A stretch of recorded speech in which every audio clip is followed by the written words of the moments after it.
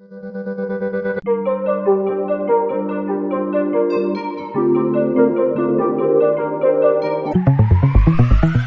तो कोठे में नाच गाना और मुजरा करने वाली महिला को कभी भी समाज में अच्छी नजर से नहीं देखा जाता है, किंतु अजीजन बाई एक ऐसा नाम है जिसे सुनते ही उनके प्रति सिर झुक जाता है। अजीजन का जन्म 22 जनवरी 1824 को मध्य प्रदेश के मालवा में राजगढ़ के जागीरदार शमशेर सिंह की पुत्री के रूप में हुआ। नाम अंजुला रखा गया। बड़ी होने पर सखियों ने साथ मेले में गईं तो अंग्रेज सिपाहियों ने अपहरण कर लिया। वियोग में शमशेर सिंह ने प्राण त्याग दिए और अंग्रेजों ने जागीर पर कब्जा कर लिया। लंबे समय तक अंजुला का शारीरिक शोषण करने के बाद सिपाहियों ने उसे कानपुर में तराए के हाथों बेच दिया और अंजुला अजीजन बाई बन गई। गीत संगीत सीख वह महफिलों में नाचने गाने लगी। इधर उनकी खूबसूरती और नृत्य की चर्चा बढ़ी तो दूसरी ओर क्रांतिकारियों के बीच देश को आजाद कराने की ज्वाला। 10 मई 1857 को मेरठ की घटना सुन अजीजन ने महिलाओं की मस्तानी टोली बनाई।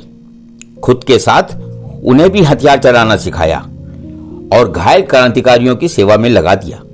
यह जानकारी नाना साहब, तात्या टोपे आदि को पहुंची तो उनके सिर श्रद्धा से नत हो गए। अजीजन रात में अंग्रेजों का दिल बहलाने के नाम पर उनकी छावनियों में जाकर गोपनीय सूचनाएं तक लाती थीं। इसी बीच 15 जुलाई 1857 को कानपुर में बीबी घर की घटना हो गई, जिसमें अंग्रेज महिलाओं और बच्चों को मारकर एक कुएं में भर दिया गया। इस घटना में अजीजन ने भी प्रमुख भूमिका निभाई। वर्तमान फूलबाग में जहां तात्या टोपे की प्रतिमा लगी है, यह वही स्थान था। एक बार महाराजपुर के युद्ध में उन्होंने तात्या टोपे की जान बचाई। अंग्रेजों का फिर से कब्जा हो गया तो सभी सेनानी भूमिगत हो गए।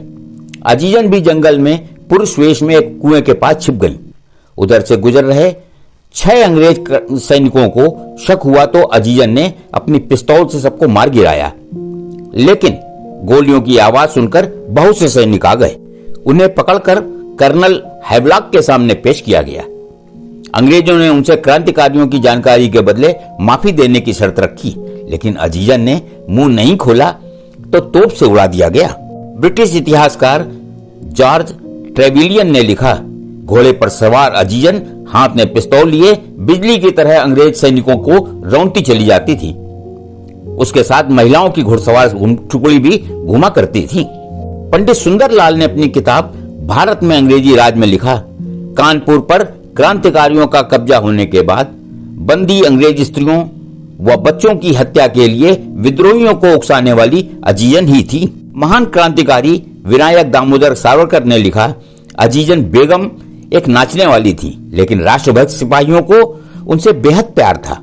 उनके मुख की मुस्कुराहट सेनानियों को प्रेरित करती थी तो भ्रकुटी की तनाव युद्ध से भागकर आए हुओं को दोबारा रण क्षेत्र में भेज देती थी। आज की कहानी में बस इतना ही।